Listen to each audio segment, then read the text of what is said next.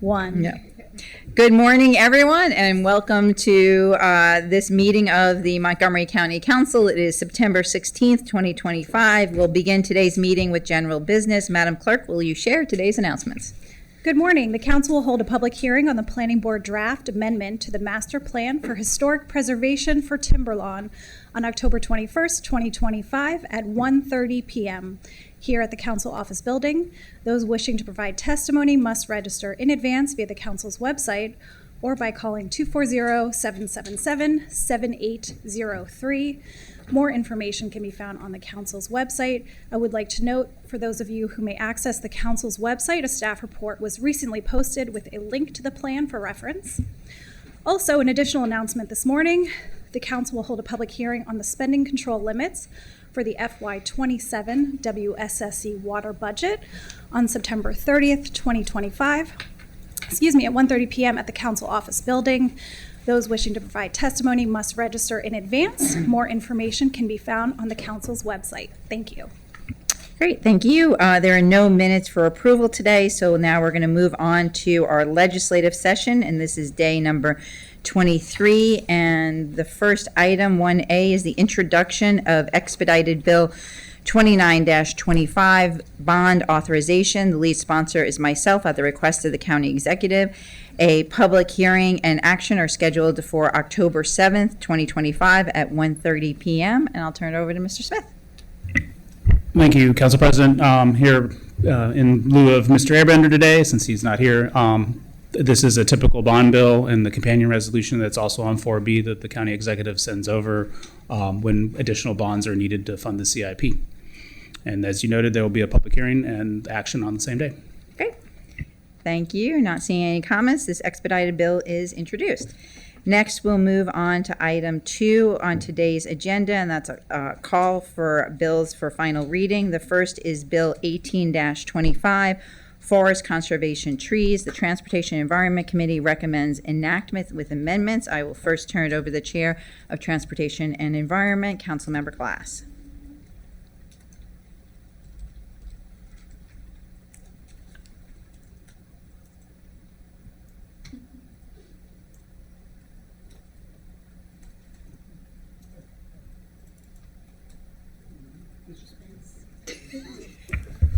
There we go.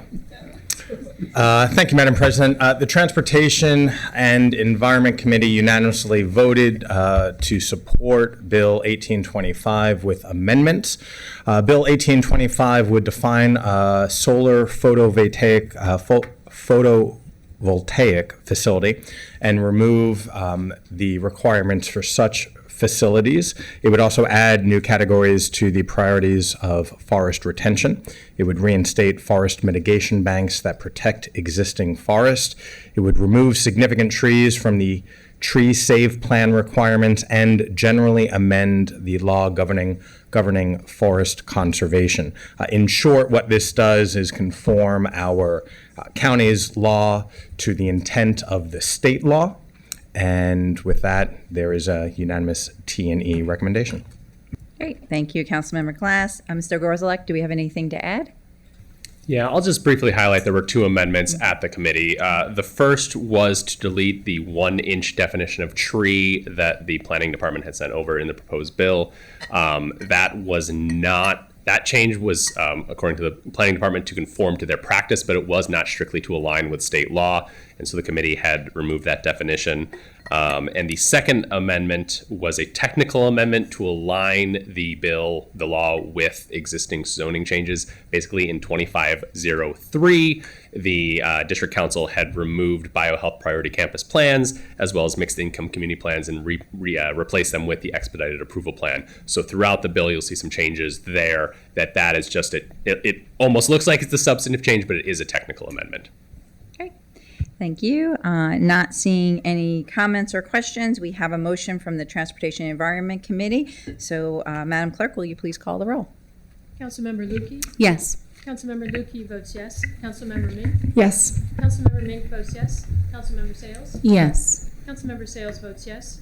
Councilmember Friedson? Yes. Councilmember Friedson votes yes. Councilmember Glass? Yes. Councilmember Glass votes yes. Councilmember Katz? Yes. Councilmember Katz votes yes. Councilmember Albornoz? Yes. Councilmember Albornoz votes yes. Councilmember Fani Gonzalez? Yes. Councilmember Fani Gonzalez votes yes. Councilmember Balcom? Yes. Councilmember Balcom votes yes. Councilmember Duando? Yes. Councilmember Duando votes yes. Councilmember Stewart? Yes. Councilmember Stewart votes yes. Great. All right. That bill passes unanimously. Thank you very much. Next up, our second bill for the council's consideration is Bill 21-25, Taxation, Daycare, and Child Care Property Tax Credit.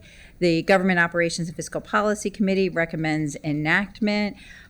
This bill would increase the eligibility for the daycare and child care property tax credit, increase the amount of the tax credit, and update terminology in accordance with state law. For everyone's background, in 1988, the county passed into law a property tax credit for improvements to real property used by daycare providers to provide child care for children. This year, the General Assembly expanded the permissible credit. I want to give thanks to Delegate Polakovich-Carr for leading that charge. Our bill, Expedited Bill 21-25, would increase the amount of the credit to $10,000 and expand the eligibility to large family child care homes in line with the state law. I was the lead sponsor on this, and I want to thank my colleagues, Councilmember Albornoz, Vice President Jawando, Councilmembers Friesen, Katz, Glass, and Sales, and Lukey for co-sponsoring. And Ms. Wellens, did I miss anything? You did not miss anything. Thank you, Madam President. All right, thank you. Not seeing any questions or comments. We have a motion from the Government Operations and Fiscal Policy Committee. Will the clerk please call the roll? Councilmember Lutke? Yes. Councilmember Lutke votes yes. Councilmember Mink? Yes. Councilmember Mink votes yes. Councilmember Sales? Yes. Councilmember Sales votes yes. Councilmember Friesen? Yes. Councilmember Friesen votes yes. Councilmember Glass? Yes. Councilmember Glass votes yes. Councilmember Katz? Yes. Councilmember Katz votes yes. Councilmember Albornoz? Yes. Councilmember Albornoz votes yes. Councilmember Fani Gonzalez? Yes. Councilmember Fani Gonzalez votes yes. Councilmember Balcom? Yes. Councilmember Balcom votes yes. Councilmember Jawando? Yes. Councilmember Jawando votes yes. Councilmember Stewart? Yes. Councilmember Stewart votes yes. Okay, that's unanimous, and that bill passes. The next bill for final reading is Bill 25-25, Taxation, Payments in lieu of Taxes, Public Housing Authorities. A joint Planning, Housing, and Parks and Government Operations and Fiscal Policy Committee met to discuss this bill and recommends enactment with amendments. I will turn it over to Chair Friesen to discuss the bill. Thank you, Madam President. This is Bill 2525, Taxation, Payments in lieu of Taxes, Public Housing Authorities. The lead sponsor, Councilmember Katz. The co-sponsors were myself and Councilmember Lukey. It was introduced on the 17th of June. There was a public hearing on the 8th of July, and we had a joint work session in Planning, Housing, and Parks and Government Operations and Fiscal Policy on July 24th. The bill would increase the housing stock in the county by expanding the existing tax abatement program, our pilot program that we provide for affordable housing development owned or controlled by a public housing authority or an affiliated nonprofit entity. We had expanded that through a bill that I introduced with Councilmember Reamer in the last council, specifically to codify for Housing Opportunities Commission and then for our nonprofit partners. This would expand that to our public housing agency in Rockville. And the district council member brought this forward based on their requests and conversations that we were having with them and their interest in having this as well. The idea behind it is to provide certainty at the beginning of the process to allow for more of a leveling of the playing field as nonprofit partners and public housing agencies move forward. They're coming to us with gap financing at the end of the project anyway, and so this allows them to have some certainty on the front end to help to solidify their financing. Just as background, the General Assembly had passed House Bill 1085 effective June 1st, which expanded the ability for local housing authorities and nonprofit entities to take advantage of the tax exempt status. So this really goes and dovetails with that. And it's a continuation of the gratitude to our delegation, particularly to Delegate Polakovich-Carr for her work. She shepherded this through the state level to allow it to be possible. So thank you to Councilmember Katz for his work and to our state delegates. We do have a committee Recommendation from the Joint Committee 5-0 for enactment as amended. Great. And I'm going to turn it over to Councilmember Katz, who led the effort on this. Well, thank you very much, Madam President. I want to start out by thanking, and I agree with everything that Councilmember Friedson had just said, but I want to start out by thanking Ms. McCartney Green for all her work on this bill. You know, I actually enjoy reading Agatha Christie novels. There was more twists and turns to this one than any of those books. But and I do want to thank Councilmembers Friedson and Lukey for their help on this as well. But as Councilmember Friedson mentioned, this really is bottom line, and I have listings of everything that he's also said, but this bottom line will give us the additional, because of our partners with Rockville, to allow them to receive payments in lieu of taxes to pilot programs by right benefits. And there again, Ms. McCartney Green had to figure out how to get from A to B, and she did. So thank you very, very much. And with that, I'll turn it back. Great. Ms. McCartney Green, anything to add? Just want to note that the Joint Committee did had one amendment at committee, and that was to modify the definition of authority so that it matches exactly the definition under state law. Terrific. Thank you. Not seeing any other speakers, we have a motion from the Planning, Housing, Parks Committee as well as the Government Operations and Fiscal Policy Committee. This is a roll call vote. Madam Clerk, will you please call the roll? Councilmember Lutke? Yes. Councilmember Lutke votes yes. Councilmember Mink? Yes. Councilmember Mink votes yes. Councilmember Sales? Yes. Councilmember Sales votes yes. Councilmember Friedson? Yes. Councilmember Friedson votes yes. Councilmember Glass? Yes. Councilmember Glass votes yes. Councilmember Katz? Yes. Councilmember Katz votes yes. Councilmember Albornoz? Yes. Councilmember Albornoz votes yes. Councilmember Fani Gonzalez? Yes. Councilmember Fani Gonzalez votes yes. Councilmember Malcolm? Yes. Councilmember Malcolm votes yes. Councilmember Jawando? Yes. Councilmember Jawando votes yes. Councilmember Stewart? Yes. Councilmember Stewart votes yes. Thank you. Another unanimously passed bill this morning. Thank you, Ms. McCartney Green. Our last bill for the council's consideration today is Bill 22-25, Labor Peace Agreements, Hotel Development Projects. The Government Operations and Fiscal Policy Committee with the Economic Development Committee recommend enactment with amendments. Basically, this bill would require labor peace agreements on hotel development projects where the county is an economic participant, bringing the county in line with neighboring jurisdictions and industry norms in the hospitality and tourism sectors.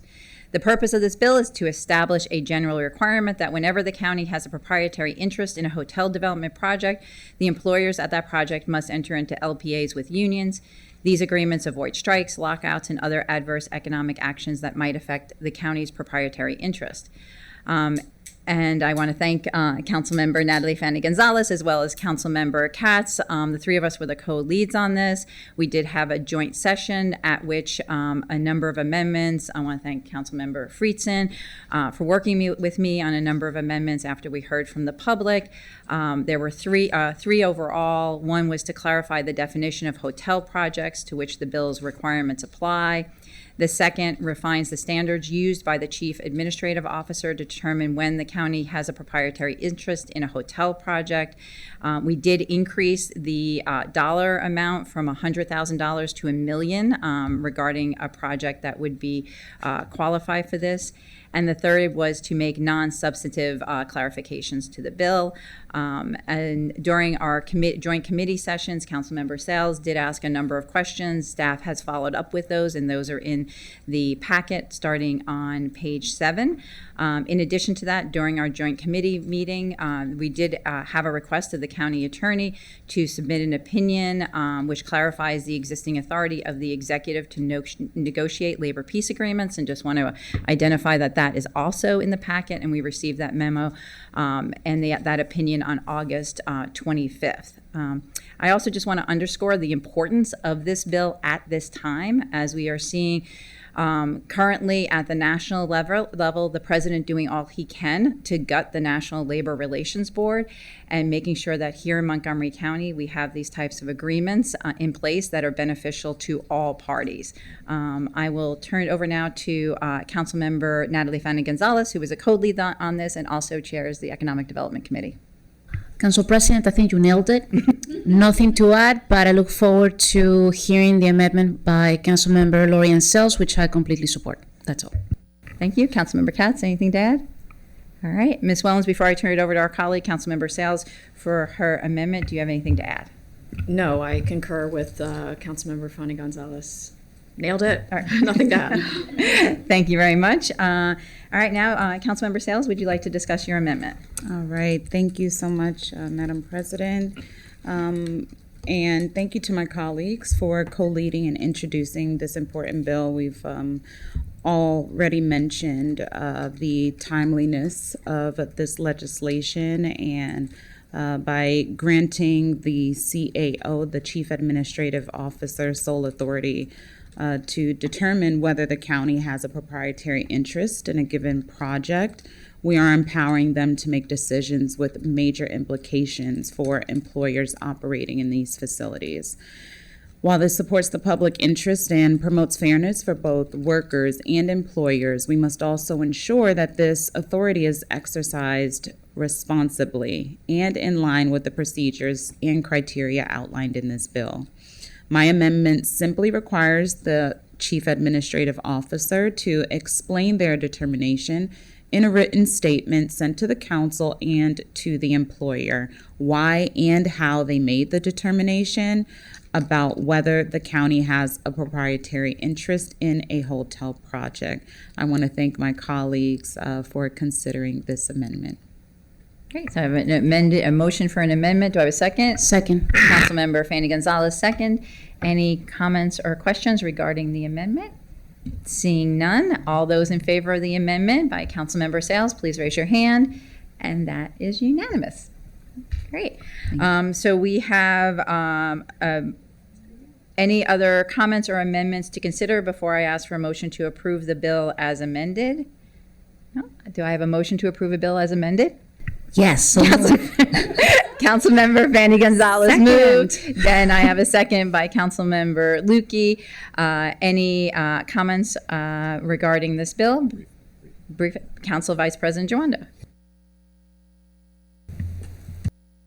Thank you. Tried to wait to the very end, not to get in the way. Thank you for the amendment. Thank you for the bill. As the council president mentioned, this is really timely, and our hotel workers in particular need this, and they earn almost 40% less than the county average wage, and these agreements will facilitate a better quality of life for them and make sure that there's more stability in the hotel industry as well. So we have skin in the game in this regard, and so I'm really glad that the county will be able to step up and negotiate these peace agreements. I also appreciate that we asked for the county attorney opinion. So thank you for the GO, the Joint Committee, for the work on this. And we're catching up. Baltimore has one of these, Prince George's, DC, and so this is something that we needed to do to be on par with the region for workers in the region as well. So I want to thank Unite Here for their work as well, and everyone who's organized to make it possible, and really excited to vote for it. Thank you, Madam President. Thank you. All right, not seeing any other comments, I'll turn it over to the clerk to do the roll. Councilmember Lukey. Yes.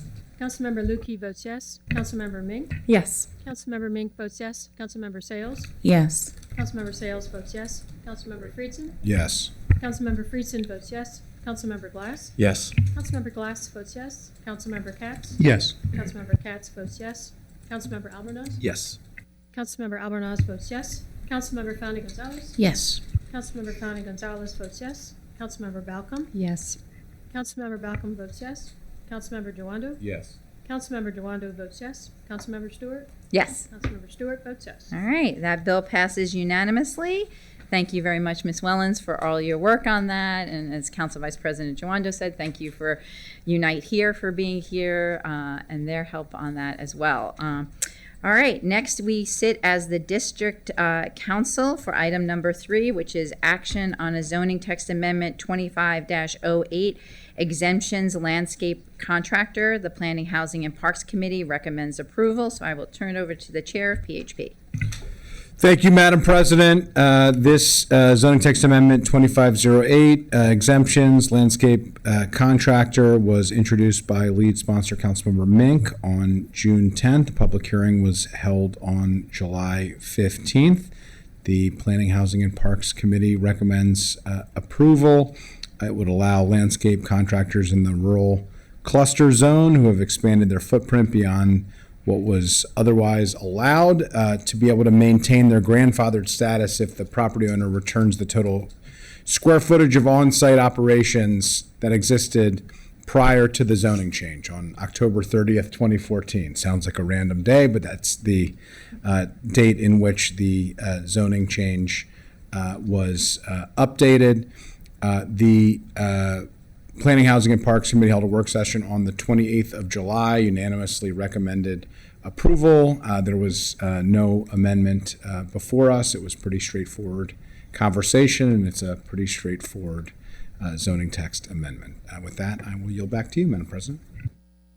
Great, thank you very much. Councilmember Mink, who led the effort, thank you. Thanks very much. I want to thank the PHP committee for their unanimous support of the ZTA. Also, a huge thanks to Ms. Nadeau for her work in drafting it and preparing the packet. It impacts a small number of operators, but it is really important for those few small businesses to avoid legacy landscapers accidentally triggering a major regulatory burden. So thank you all very much, and I will turn it back to the council president if you want to have Ms. Nadeau go through the packet or whatever else we need to do. Thank you. Great, thank you. Ms. Nadeau, if you want to walk through the packet or hit any other things we may have missed. No, I have nothing to add. All right, we're all doing our work so well today. Gold stars all around. All right, with that, we have a motion from the Planning, Housing, and Parks Committee, and we'll have another roll call vote. Madam Clerk? Councilmember Lukey. Yes. Councilmember Lukey votes yes. Councilmember Mink. Yes. Councilmember Mink votes yes. Councilmember Sales. Yes. Councilmember Sales votes yes. Councilmember Friedson. Yes. Councilmember Friedson votes yes. Councilmember Glass. Yes. Councilmember Glass votes yes. Councilmember Katz. Yes. Councilmember Katz votes yes. Councilmember Albornoz. Yes. Councilmember Albornoz votes yes. Councilmember Fani Gonzalez. Yes. Councilmember Fani Gonzalez votes yes. Councilmember Balcom. Yes. Councilmember Balcom votes yes. Councilmember Jawando. Yes. Councilmember Jawando votes yes. Councilmember Stewart. Yes. Councilmember Stewart votes yes. All right, and the ZTA passes unanimously. Next, we have our consent calendar. I will entertain a motion to approve this consent calendar. Council Vice Second. President Jawando moved. Councilmember Katz seconded. All those in favor, please raise your hand. And that is unanimous. And there's lots of things on the consent calendar, so take a look. We have a lot of appointments, and just want to thank everyone in the community who steps up to serve on boards and commissions. And I know we'll have Ms. Prather here later today. She was just appointed to the Historic Preservation Commission and a number of other folks. So just want to thank all our community members for that work. Well, we were very efficient this morning.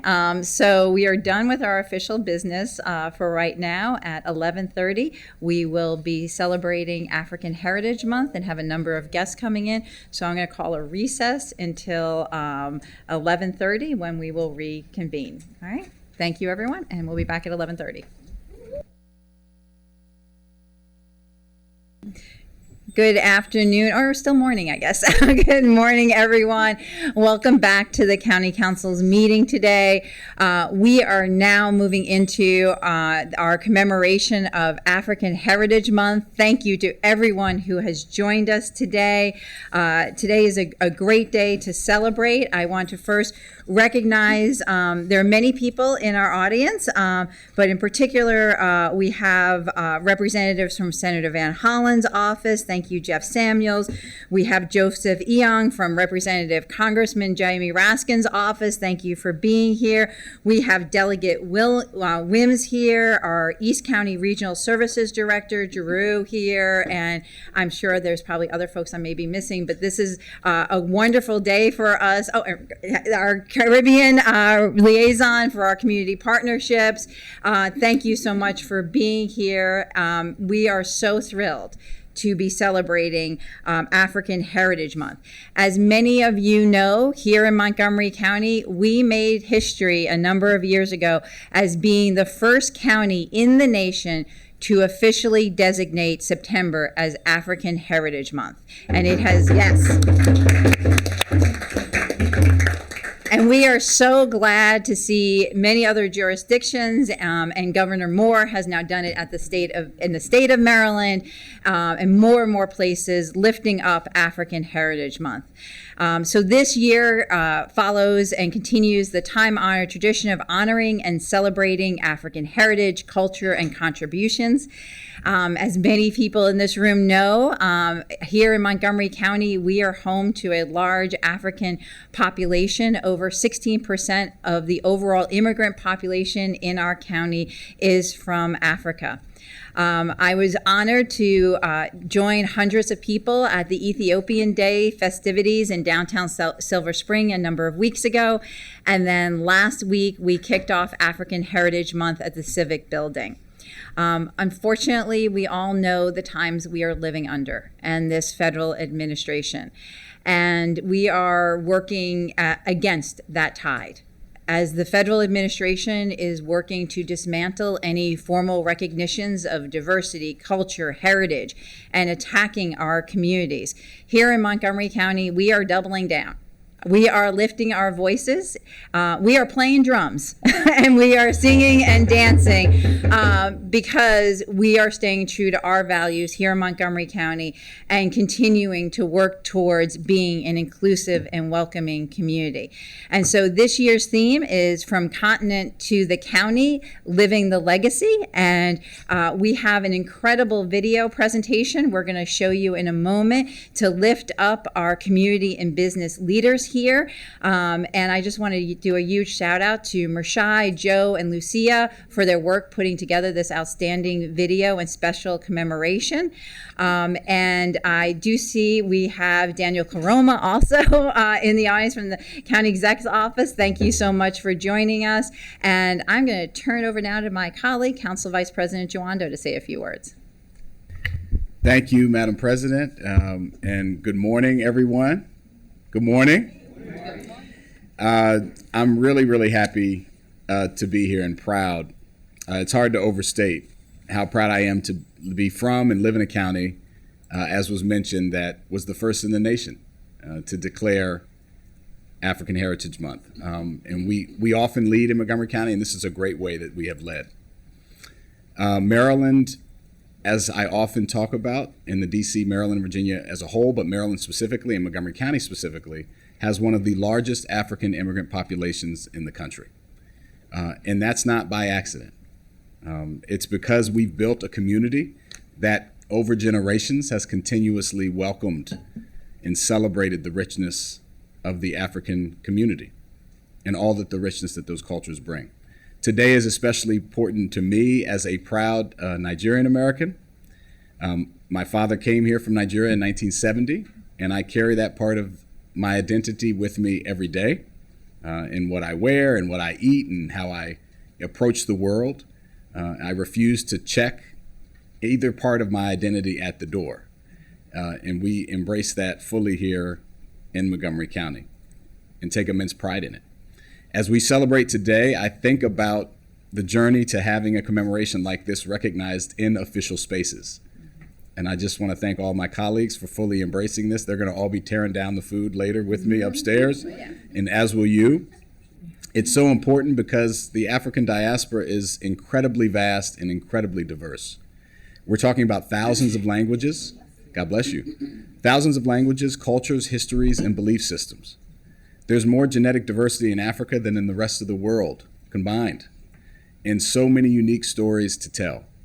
I'm reminded of a quote from Dr. Kwame Nkrumah, the first prime minister and president of Ghana after its independence from Britain. And for those who know, I'm a Nigerian quoting a Ghanaian, so you know that's a big step. He said, "I am not African because I was born in Africa, but because Africa was born in me." That is the truth that I've learned to cherish personally, professionally. It's also a truth that applies to everyone in the wonderful diaspora. Whether your family arrived in this country a generation or two, or a week or two ago, seeking a better life, or whether your ancestors were kidnapped from their home continent and stripped of their native tongue and forced to come here, but you made this your home. Africa was born in all of us.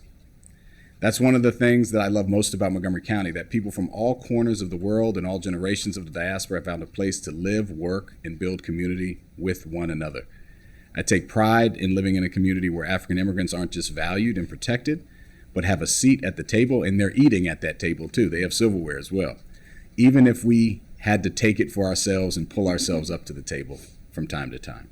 We have so many incredible African immigrant leaders in our community. Some were mentioned by the council president, who have become movers and shakers here in the county.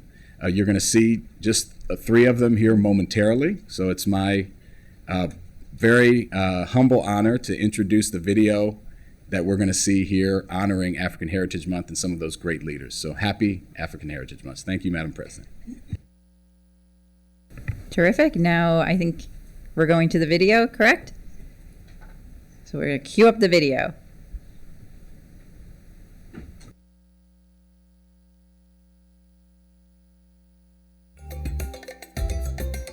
September is African Heritage Month in Montgomery County and across the country. A time to honor the resilience, creativity, and impact of African people in our communities. This year's theme, From the Continent to the County, Living the Legacy, celebrates how African heritage continues to thrive and evolve here at home.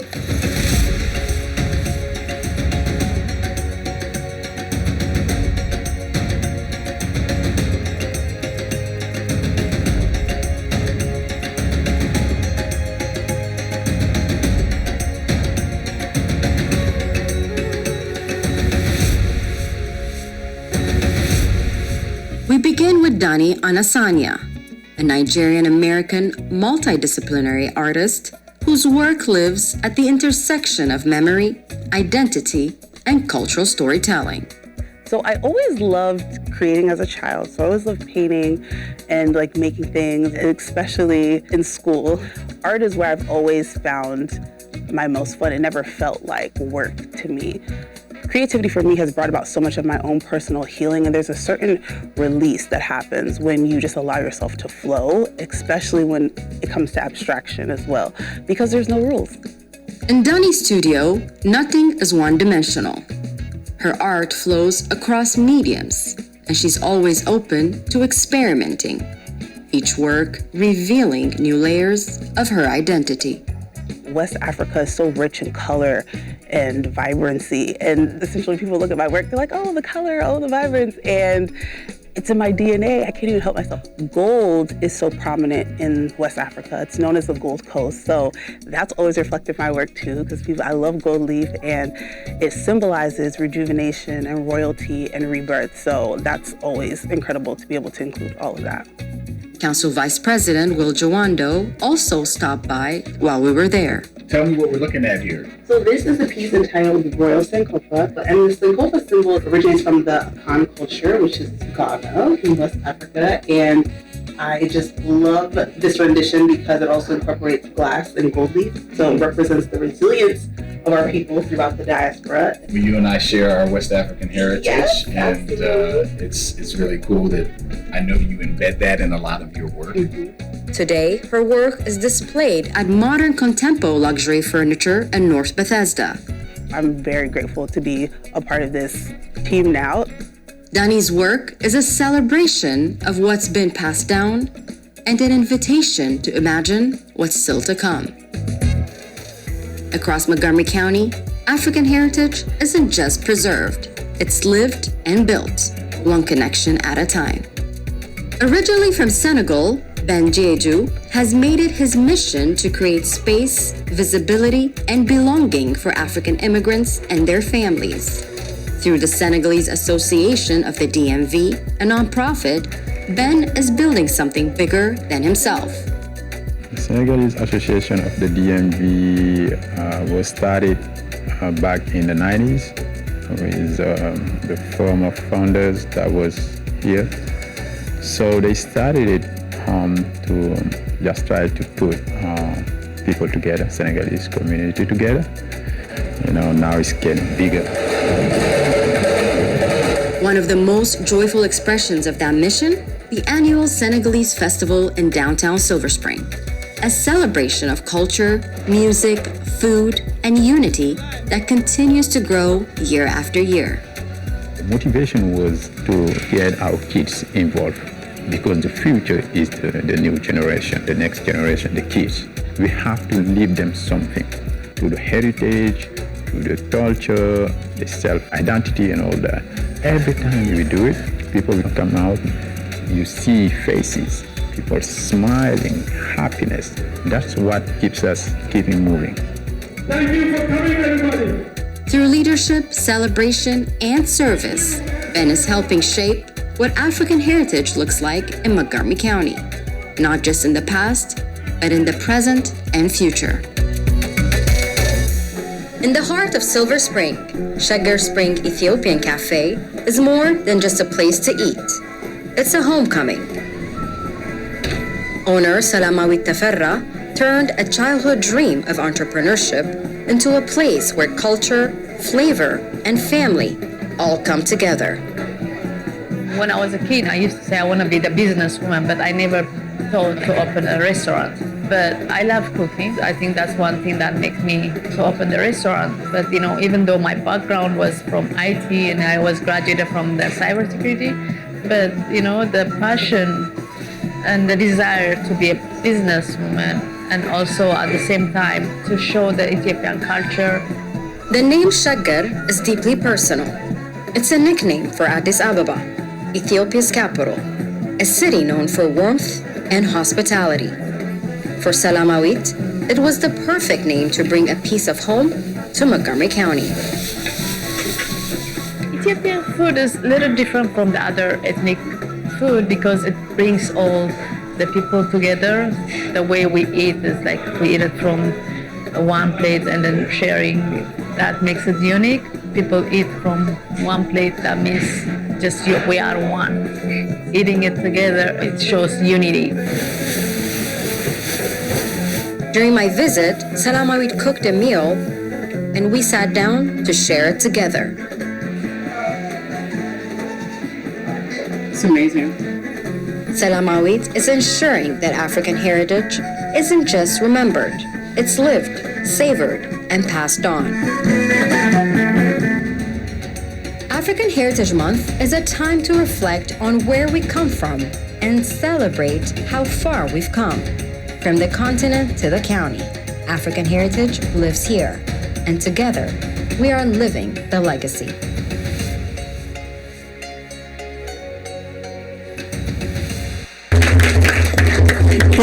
Thank you very much, Salamawit. Thank you for being here. Ben, Doni, thank you for joining us, for being in the video. Mershai, Joe, thank you for putting that together.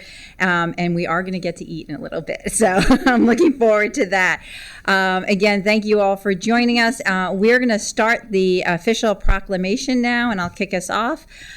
Whereas September is African Heritage Month, which recognizes and celebrates African achievement and educates community members about the many cultures across the African diaspora, and whereas Montgomery County is the first county in the nation to proclaim the month of September as African Heritage Month, and whereas the African culture and identity is vast and diverse, and through everyday intercultural exchanges, African immigrants share their languages, rituals, food, dance, art, literature, and more with communities across the nation. And whereas the United States is home to approximately 3 million African immigrants representing 54 different countries, each contributing to the rich tapestry of our nation, and whereas Montgomery County is proud to be home to a significant African population, which makes up over 16% of our diverse immigrant community. And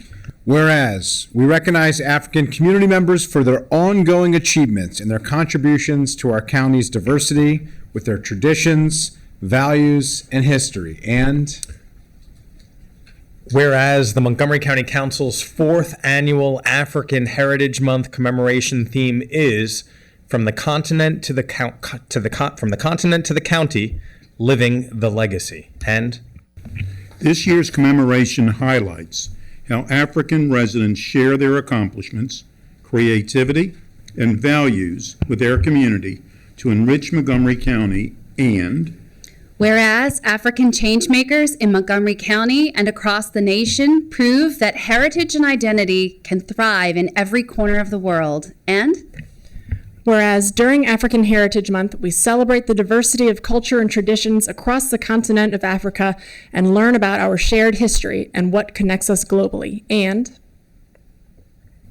whereas we recognize the rich mosaic that is celebrated during African Heritage Month as a way of preserving the past, linking to the present, and educating future generations. Now therefore be it resolved that the County Council of Montgomery County, Maryland hereby proclaims September 2025 as African Heritage Month, presented on this, the 16th day of September in the year 2025. Thank you all.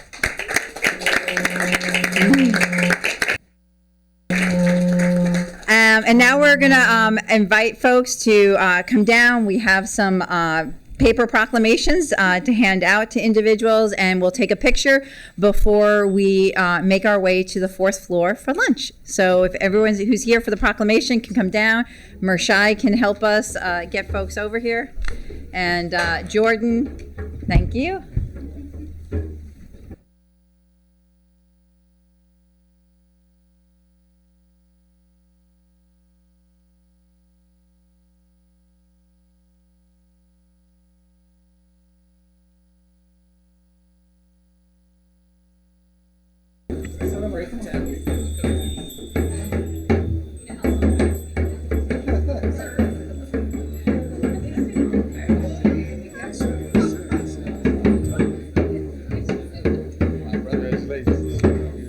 Follow the drum, follow the drum.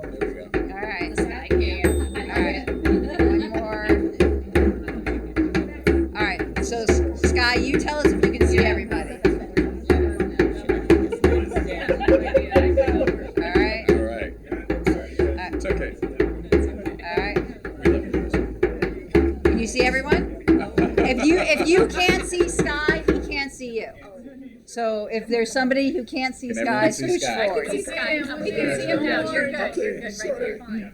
Yeah. I feel so good.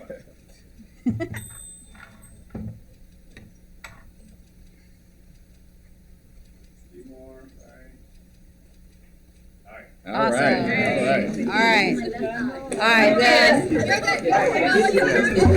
The County Council is now in recess until 1:30, when we'll start our public hearings. For those who are with us for lunch, you can go to the fourth floor.